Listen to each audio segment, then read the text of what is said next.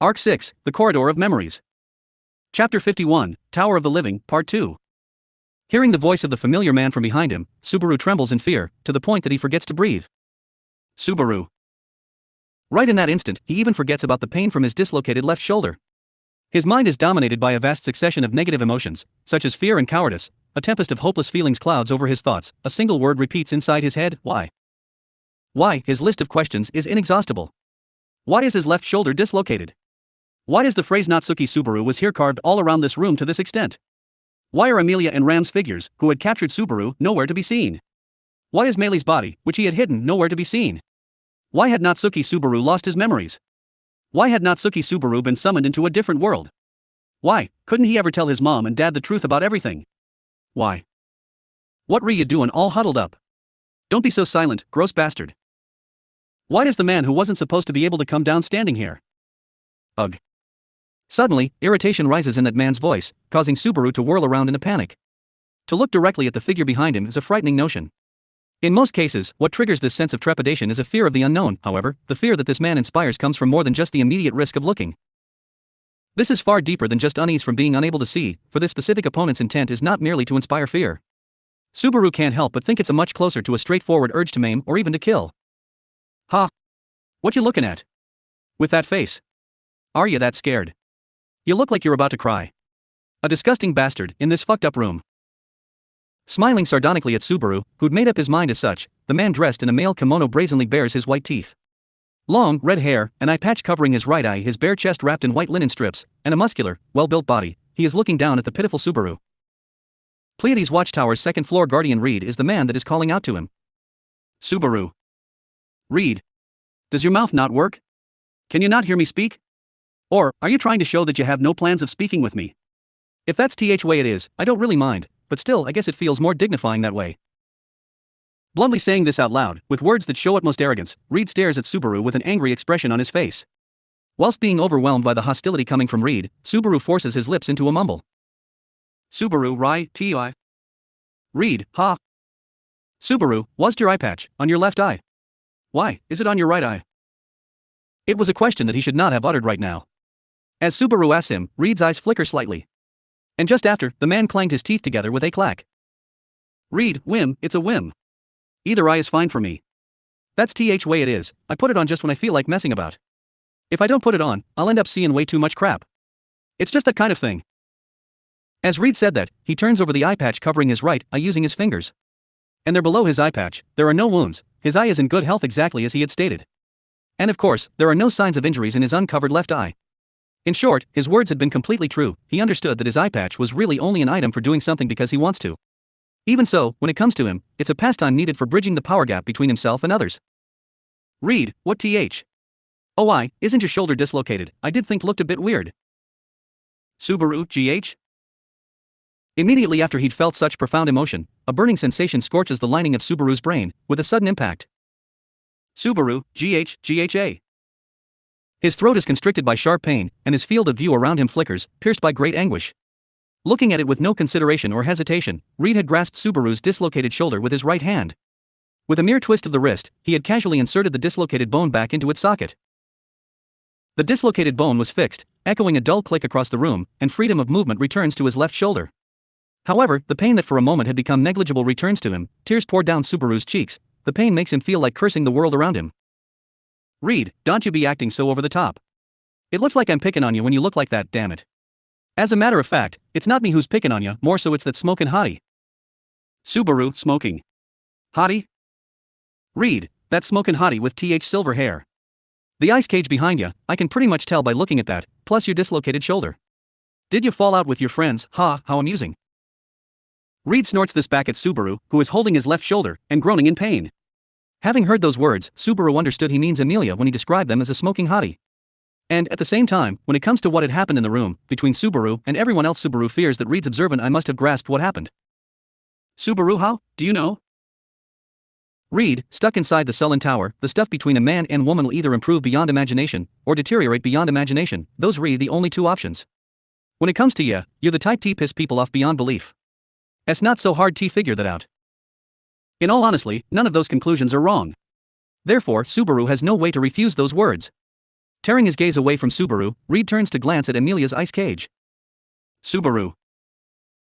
Twisting his neck, he strides huffily away from Subaru's side, eyeing the ice cage for a moment before he stomps on it, applying force, but for a brief moment. In that instant, the structure gives a sharp cracking sound. In the next, the destructive force spreads to all of the resilient prison, shattering the lattice entirely. Needless to say, no matter how hard Subaru had tried, he couldn't shift that ice cage even slightly. The cage's integrity had refused to yield. Whether in terms of magic or strength, with a simple glance, the disparity between is immediately revealed, leaving Subaru dumbstruck. Putting his reaction to one side, Reed stretches his hands and feet lightly. Reed, well, looks like you can move it again all right. Excellent, excellent indeed. Muttering that, making sure he had some kind of feeling there, he slowly steps out from the room. He takes absolutely no notice of Subaru, who stood stock still, perplexed out of his mind by that attitude.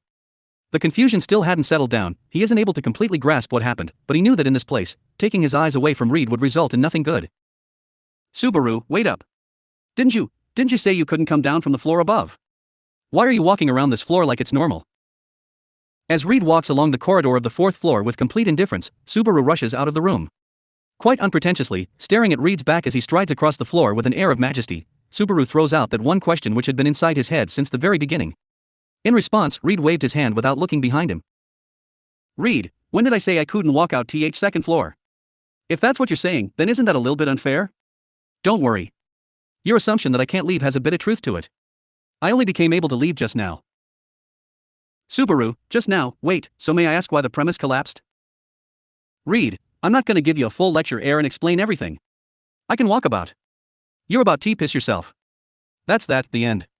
Ah, wait, it's not end yet. Following Reed in his wake, Subaru catches up to him. Changing the tone of his voice, Reed narrows his eyes at him. Subaru's body shrunk in place, as Reed distorted his cheeks at him. It looked like he could kill him just with his sharp eyes. The red-haired swordsman, who didn't carry around weapons, unarmed. With merely the glint in his eyes, this man's gaze would be enough to put someone to the sword. Subaru takes a deep breath. Subaru, WH. What the? Reed, excellent, keep blustering on like that, you. If you can't even do that, why do you no right to call yourself a man? And so, I've a question for ya, why borderline failed man? I'm about to bid this sullen tower farewell, but where hell did your buddy's wife fell out with run off to? Subaru, huh? As the hostility exuding from the man nearby squeezes his heart, Subaru hears the surprising remark, causing his eyes to widen. Seeing the disheveled Subaru's reaction, Reed naturally continues with AYOU. Reed, I plan to get out of here, but I need food, water, and sake. Let's not even talk about women. Well, from your friends, that smokin' hottie, and that woman with such a slutty figure are certainly fine prospects. Though, since I'd feel guilty seducing smokin' hottie, the slutty woman would have to be prime candidate for it. Subaru, Leah, Ving? This tower? But what about your trial? No, what about everything else? What are you going to do about this situation and everything that's going on? Reed, that's nothing. Everything I said doesn't have shit to do with me. Your issue should be solved by yourself. I've got nothing to do with it. Ah, hold up. One last disgusting task left. Subaru, disgusting, task, gah. Reed's facial expression suddenly changes, jabbing at Subaru's forehead with his finger, as Subaru's eyebrows had knitted into a grimace at those words. Subaru's back crashes against the wall of the corridor due to the sheer strength of the poke. Looking down at Subaru laying in a painful heap beneath him, Reed snorts out aped. Reed, I already told ya. Don't you be thinking you'll be able to get an answer to everything, you lil' chicken. Are you a small fry or a lil' chicken? Tighten the grip under your feet, you prick dot. Subaru, that's a problem of your own definition. Reed, don't use me, who so fortunately appeared before you as a tool to dispel your worries, questions, or regrets with. Your issues for you to solve. Don't use me as a crutch. Subaru. Calling those words akin to something like irritated was not be quite right. Feelings of irritation have some emotion to it, but Reed does not care at all about Subaru's existence. You don't get emotional over someone you don't care about. Thus, there isn't any irritation present in his voice. However, just these over-the-shoulder words were enough for Subaru to feel as if a knife had been stuck into his heart. Groaning from that pain, once again the questions left behind filling Subaru's mind lurch as if they were going to bury up his heart. But just before that happened. Reed, it came. Swiveling his head to look towards the end of the aisleway, Reed grumbles this as if something was up. Lifting his head up, Subaru's eyes are also lured towards the direction, pointing them towards where Reed was looking at. However, he couldn't spot anything different there. However, he realizes it late. Crouched down, his buttocks against the floor, he notices it. A faint tremor. The tower is shaking. Faintly, not quite on the same scale as an earthquake, but he felt tremors nevertheless. Reed, KAH. Clacking his teeth together and laughing, his eyes shining, Reed steps forward, sandals firmly treading against the floor. Seeing his unhesitating manner from the corner of his eyes, Subaru panically follows in his trail.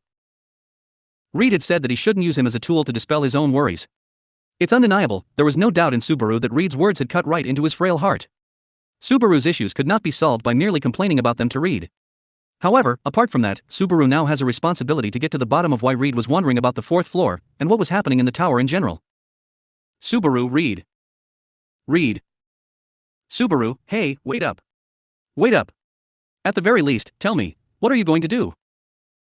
With long strides and a quick pace, Reed's back was proudly advancing forward, and he did not deign to stop and answer Subaru's question. His shoulder is in pain, there is bewilderment and confusion in his heart, he doesn't have any assertiveness. Subaru is driven by his half-hearted obligation, he has no other choice but to chase with utmost effort after the man's back who was striding forward. And suddenly, the back of the man with the swaying long red hair abruptly ground to a halt and stopped.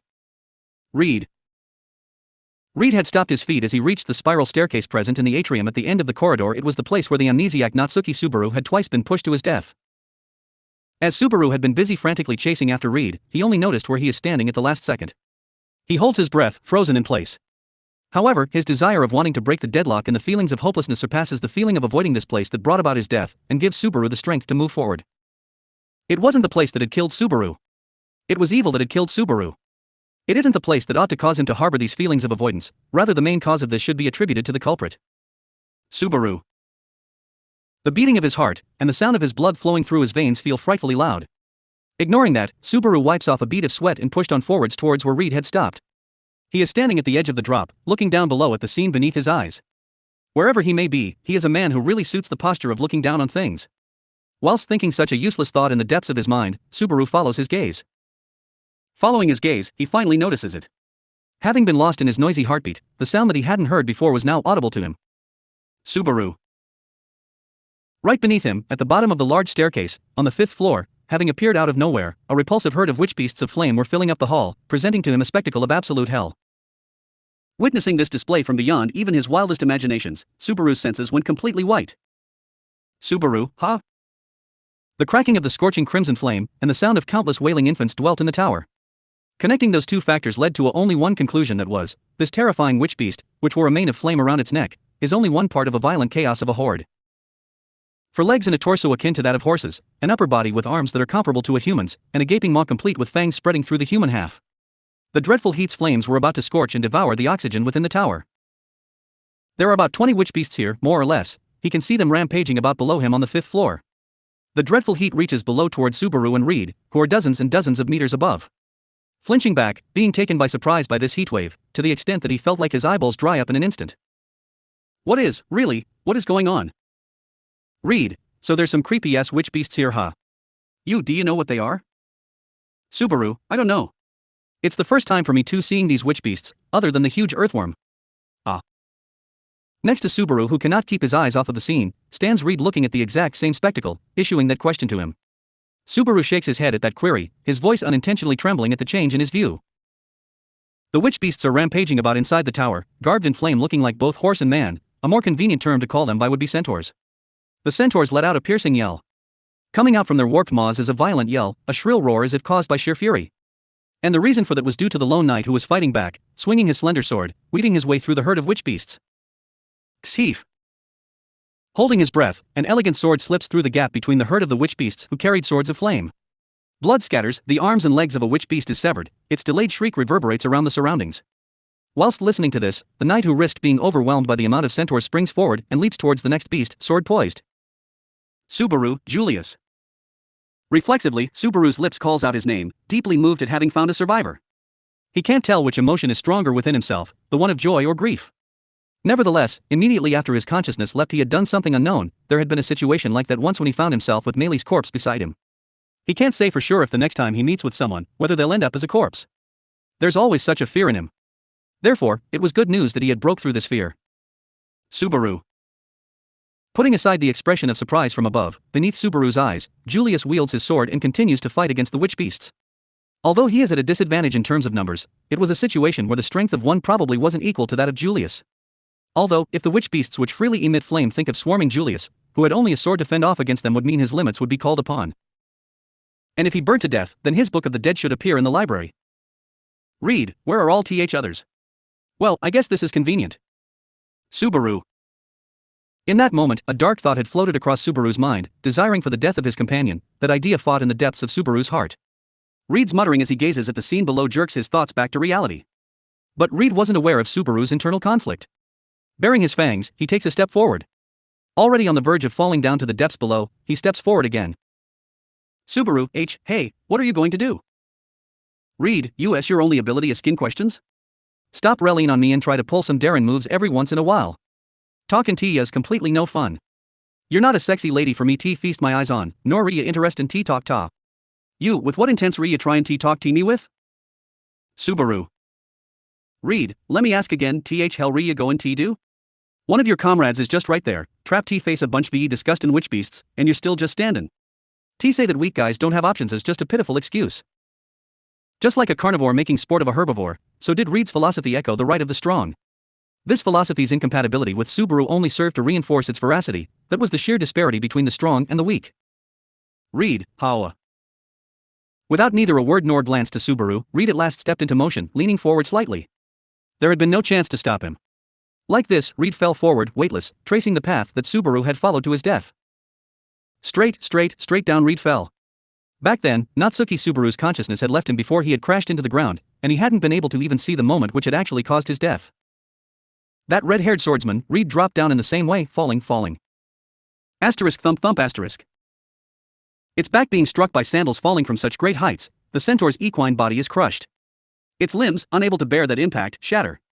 It's unbelievable how the witch beast's huge body was crushed, blood the color of ink spraying out, staining the floor of the 5th floor.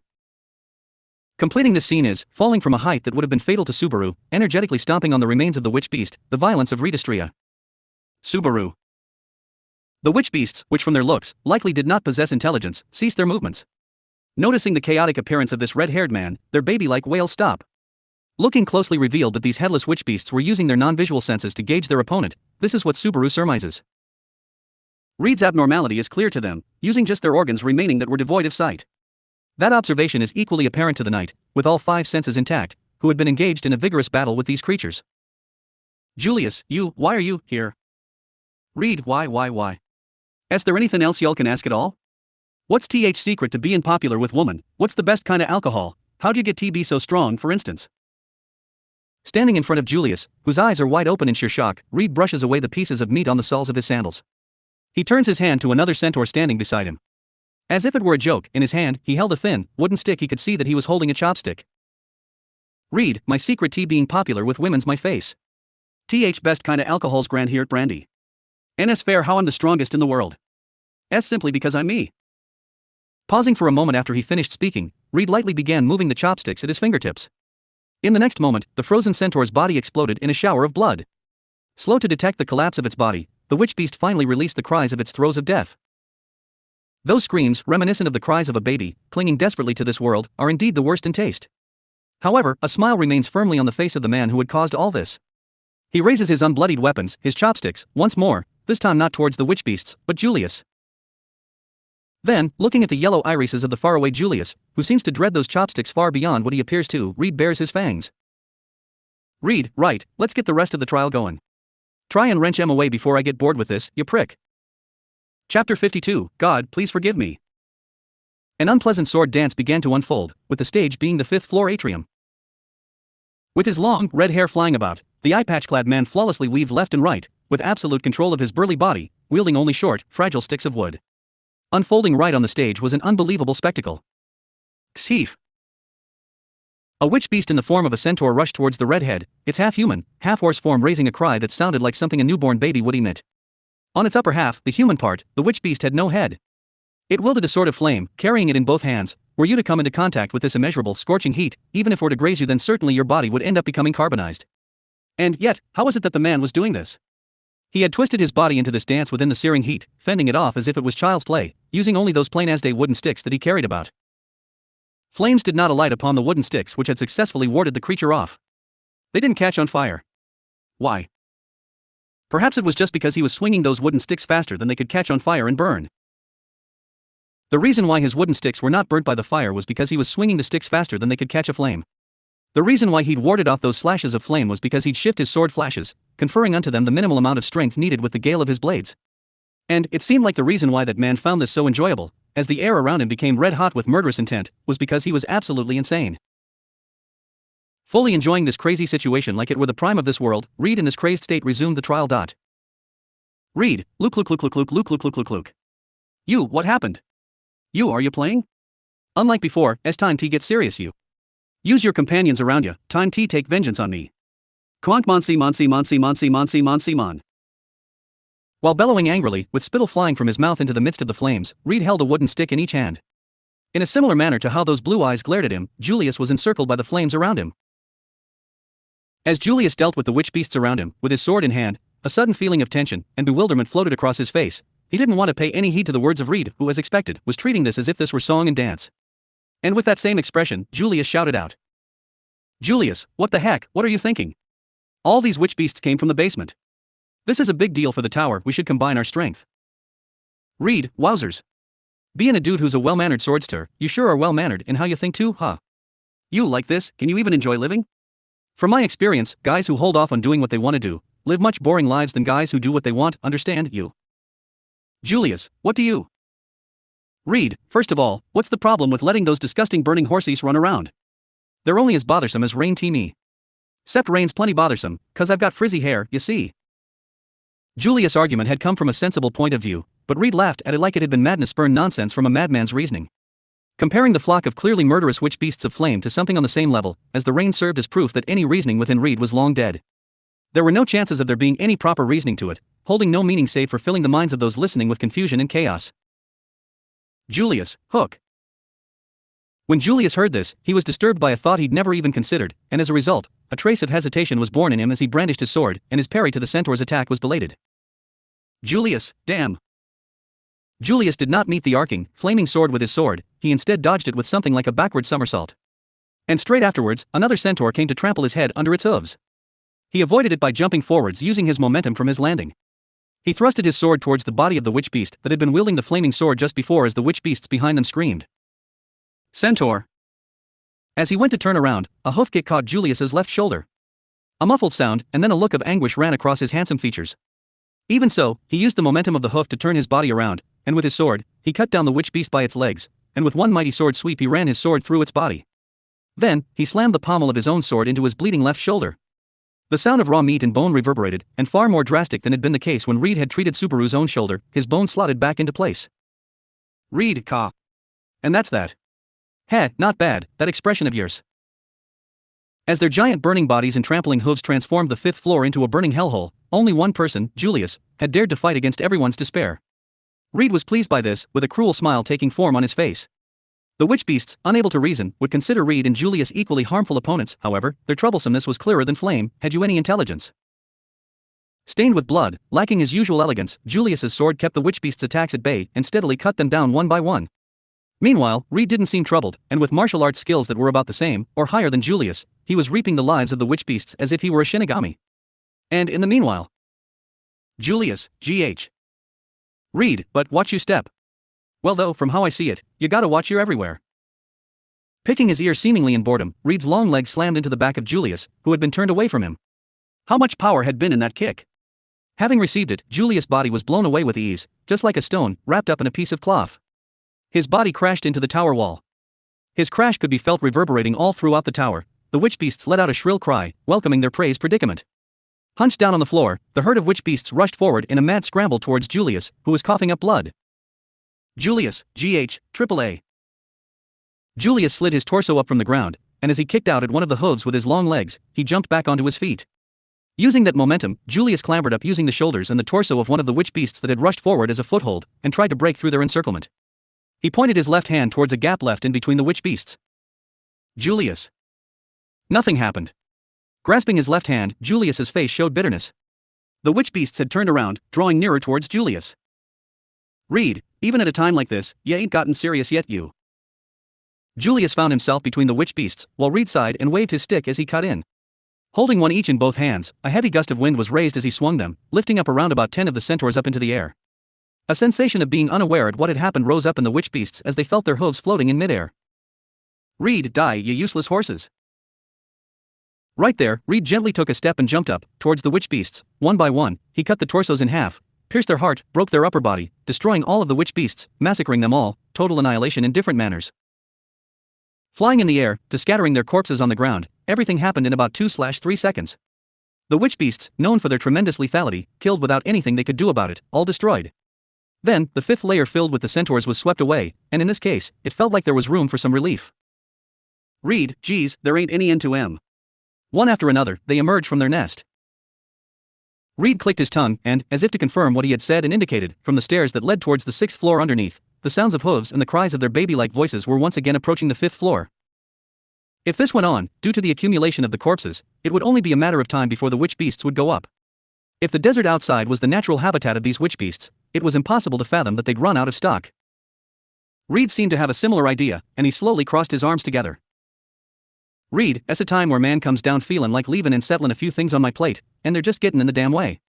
They're fucking annoyin', mhhhmmy. Julius, wait, go out.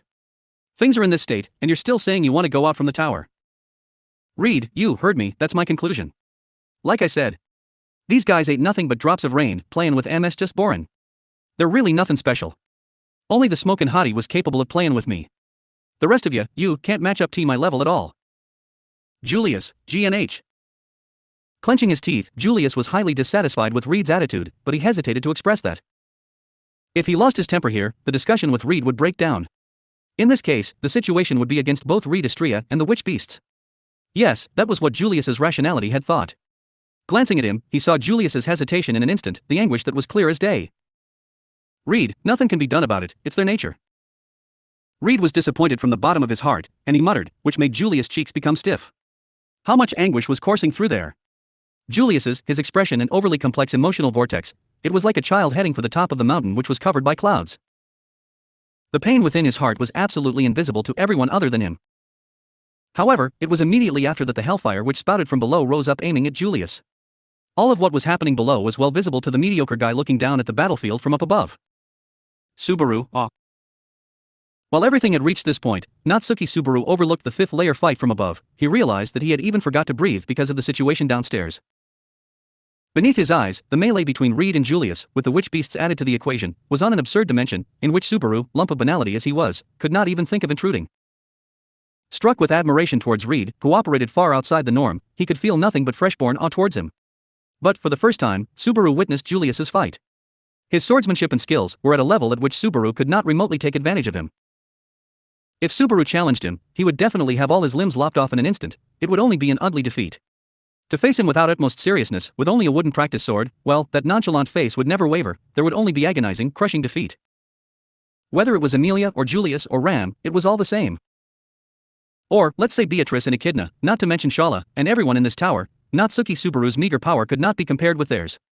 He had taken them, the people of this world, the inhabitants of this fantasy world, far too lightly. Weak and young, Meili was the only one he had killed. Even then, it was Natsuki Subaru who did that, which meant that Subaru did not participate in that. He can't kill what he can't kill. Natsuki Subaru realized that he did not have the strength to fulfill the Book of the Dead plan. After realizing that, Natsuki Subaru's heart became hesitant. Amazed while standing, Julius lost his calm, and was slow to notice the witch beasts behind him. Reed noticed them but showed no signs of warning him. At this rate, Julius would be burned to death by the flames of the witch beasts, who were approaching him from behind, the fulfillment of the possibility that had crossed his mind before. That Julius's Book of the Dead would also be added to the library. Subaru could not make this situation unfold with his own hands. It would be a tragedy. By going with the flow of the situation, Subaru would push Julius into his death. Subaru, behind you, Julius. Julius, TSK. Upon hearing that scream, Julius's body reflexively unstiffened. Without hesitation, his slender body flew to the right, over the hellfire that had been set loose from behind him swept across the floor of the 5th floor, incinerating everything in its wake. Explosive flames which dyed the air crimson. The source of this continuous emission was a witch beast an entire size larger than all the previous ones. Adolescent and adult, whether or not such distinctions existed amongst witch beasts, Subaru felt such a discrepancy in their power levels. Xe. Cloaked by the flames, the big centaur that made a piercing noise, gathered several other smaller centaurs around him. Once again the 5th floor was swarmed by a herd. The situation turned once again back into a stalemate. Having been caught up in the aftermath of the hellfire, Julius flung off his burning cloak in which flames had set it alight from the hem without turning back towards the witch beasts, or not, with now nimble figure. Julius faced Subaru, who was feeling desperate and unable to move. Julius. Subaru, irk. That moment, even with the distance between them, Julius's and Subaru's gazes crossed with each other's. Even though they are clearly quite a distance apart, in positions where they can't even see each other's faces clearly, Subaru felt the complex emotion buried in those yellow eyes, letting out a groan from the depths of his throat. Doubt, confusion, hesitation, worry, various shades of negative emotions swirled around within the depths of his eyes. They pierced straight into the depths of Natsuki Subaru's inexpressible guilt, and then, just after speaking this to Subaru, who wanted to do nothing but run away from there, Julius spoke out. Julius, I'm leaving Echidna, Anastasia-sama, in your hands. Julius pointed his sword towards Subaru, no, not at Subaru, behind him, when he shouted that it was likely to point up to the fourth floor. With trust that was cracked and full of scars, Julius clung on to this supplication. Or perhaps, as if it had been the right thing to shout right now, even Julius himself couldn't brush away all his doubts. Those were words he shouted among all this. Doubtful, confused, hesitant, concerned, he still did not stop, and made a decision. So, like a bullet, Subaru lifted his heavy legs, which were attached to the floor, and ran as fast as he could. Scrambling forward, while stumbling, he clumsily ran. He turned his back to the spiral staircase and started running. He did not know the destination. Was he escaping, or not escaping? He didn't even know that anymore. He didn't understand his feelings, but even so he could not stop running. Leaving Julius downstairs, in the place where there was a horde of witch beasts and Reed, Subaru ran away like a rabbit. Reed, whoa. Truly no help in it, that nature. In the distance, Reed, who was watching the situation from afar, muttered silently. Mutters which seemed identical to his previous one. Whether or not a touch of emotion was lodged into them was unclear. Why did he scream? Why couldn't he let him die right there? Ha, ha. While he sprinted, almost running out of breath, Subaru questioned himself over and over again in his head. Why did he scream? Why couldn't he let him die right there? Melee, letting him die shouldn't feel any different than killing him yourself, right? Embracing Subaru's back while he ran, the shade of the girl sentimentally grumbled her complaint. The shade hadn't come out even once after Reed's appearance. Her voice, although her neck had been strangled, was entirely torturing Subaru, as if cursing him with that. In actual fact, it was like that. Subaru's actions were contradictory.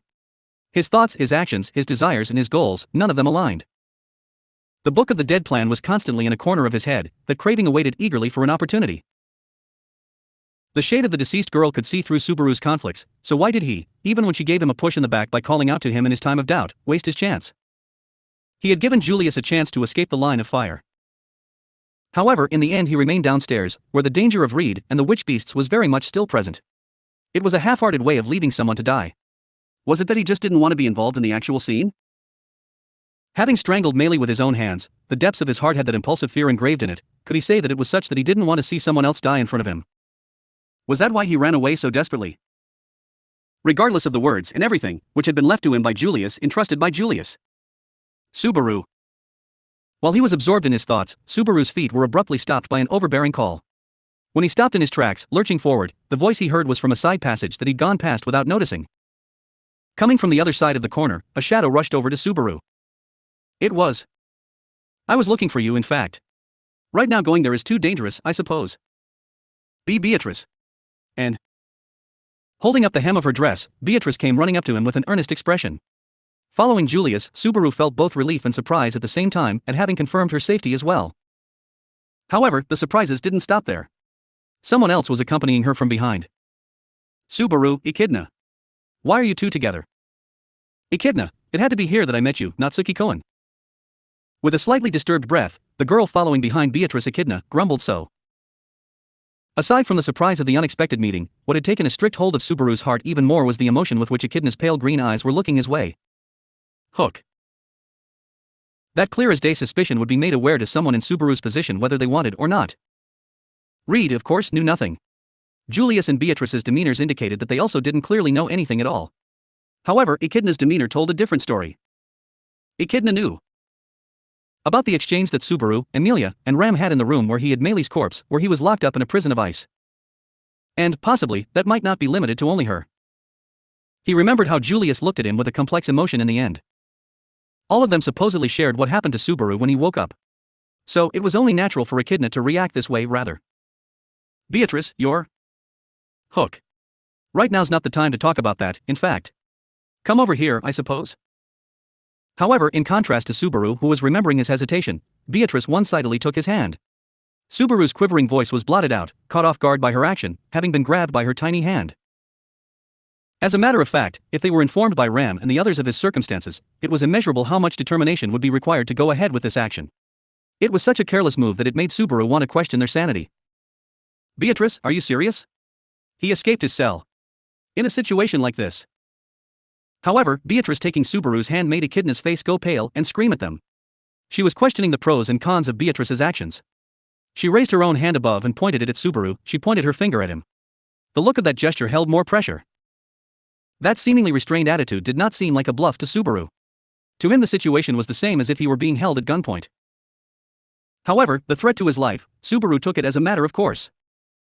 From Echidna's point of view, being wary of Subaru was obvious. Beatrice was, for some reason. Even now, standing in front of Subaru and standing off even against Echidna. Echidna, hold it, Beatrice. With such odd behavior, siding with him is a dangerous choice, so I can't allow it. Just as Ram warned, he isn't Natsuki Subaru. Beatrice, that's not true in fact. Holding his hand like this. Betty, who has been in contact with him like this, knows, I suppose. Subaru and Betty are still bound by our contract, in fact. You would understand this if you're in the same position as Betty, I suppose. Echidna, even if that's the case, he's still untrustworthy. Escaping his cage in circumstances like this. How can I trust him at all? There's no possible explanation for this. As Echidna screamed so, her expression had the strongest emotion he had ever seen of her. To date, she'd always stifled her feelings skillfully. The her that had always given off that air now seemed painfully anxious. Continuously forceful, she desperately tried to eliminate the threat before her. Desperately, doing so. An overwhelming number of witch beasts are overflowing downstairs. Every single thing happening in this tower is to be feared. It's natural she would have an outburst when thrown into that impossible situation. While looking at that, he thought. Subaru, just, whatever. Beatrice, Subaru. Beatrice, who was holding his hand, hearing Subaru's whisper, her eyes widened in shock. That Beatrice's small soft hand was then released.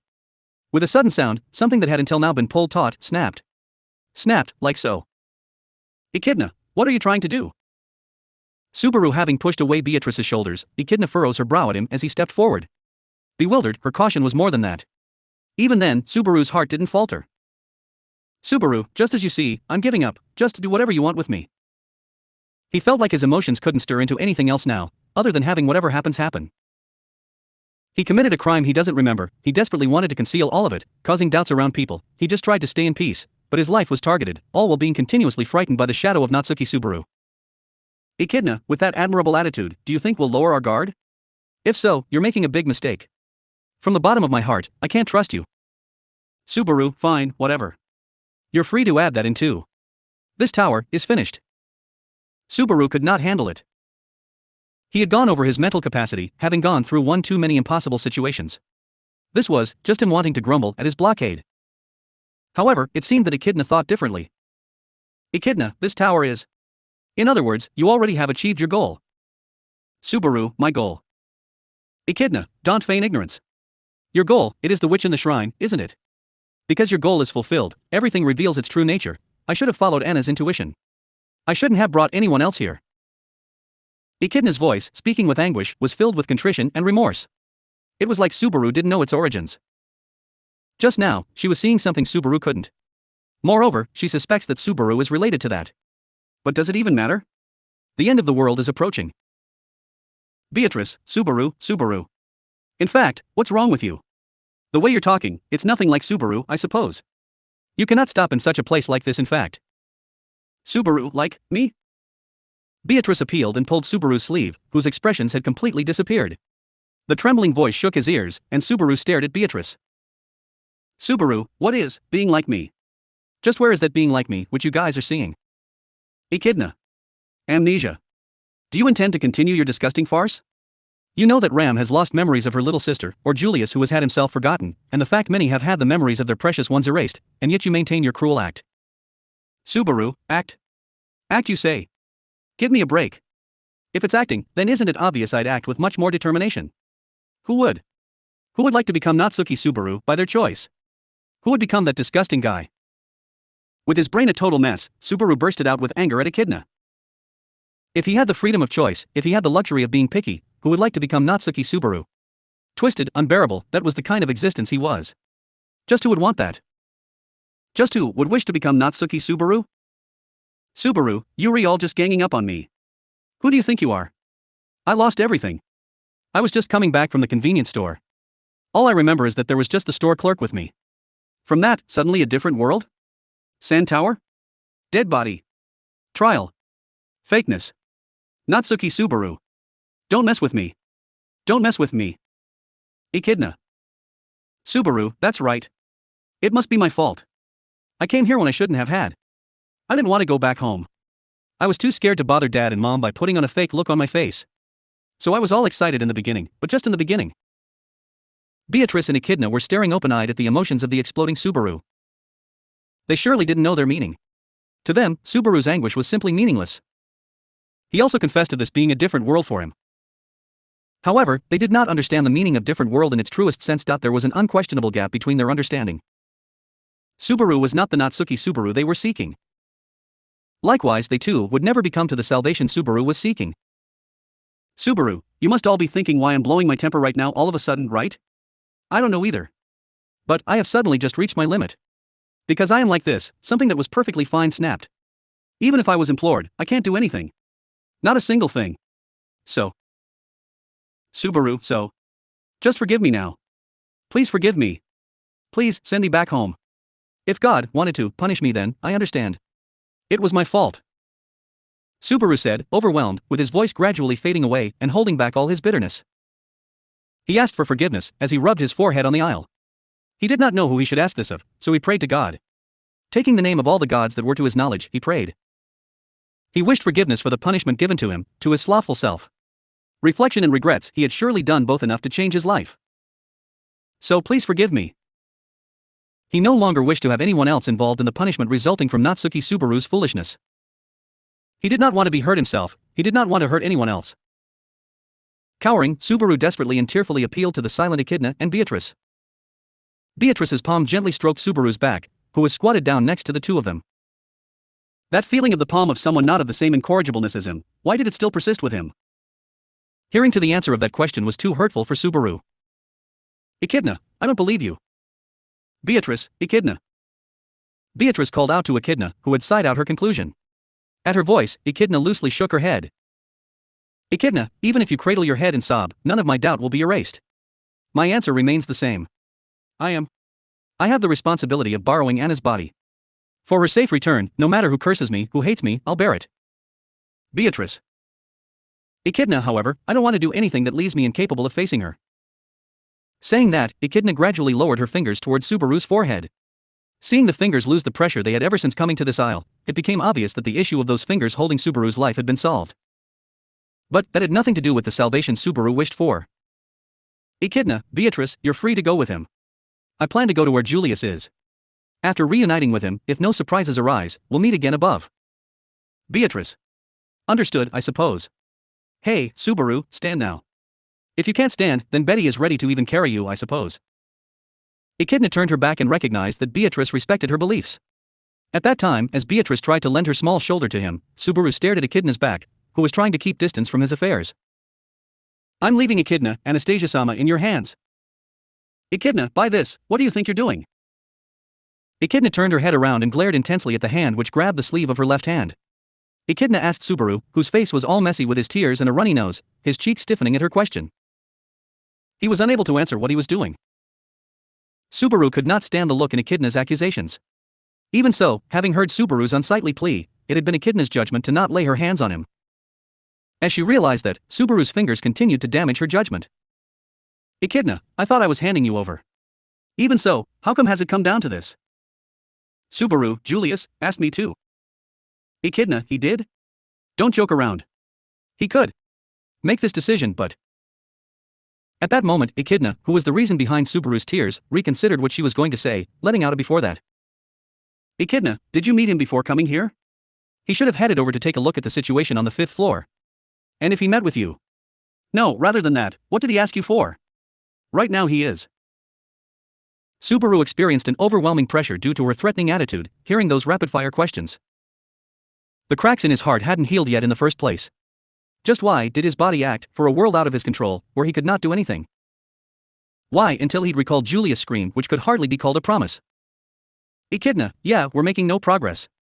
Anyway, where did you last meet Julius? Tell. Subaru. Echidna, driven with impatience, picked words to continue the conversation. Looking at her efforts, Subaru gulped. It was not because he was hesitating to tell her. A situation even more urgent than this unavoidable one with Echidna had come up. Behind Echidna, who was staring at Subaru, a dot of red light floated across the aisle. Subaru was distracted by it, wondering what it was. The dot of red light, floating in the dark and moving slowly, directly faced Subaru's black eyes. Subaru understood that this was a situation of being eye to eye with someone or something thanks to his mere intuition. At the same time, the eyes of the one who had locked with his own, its figure was faintly visible through the dark. A black body that stood in the dark, with a glowing dot of light, and a pair of strangely developed sharp pincers, and above all, a trembling sharp tail stinger. Subaru, WAH? An unbelievably huge scorpion with its tailpiece pointing towards them. Beatrice, Subaru. At the moment when it swung its tail, Beatrice, who was standing next to him, called out. The light swept through the aisle, firing shock waves and violently shattering the 4 layers of stone. End of chapters 51 and 52, Tower of the Living, Part 2.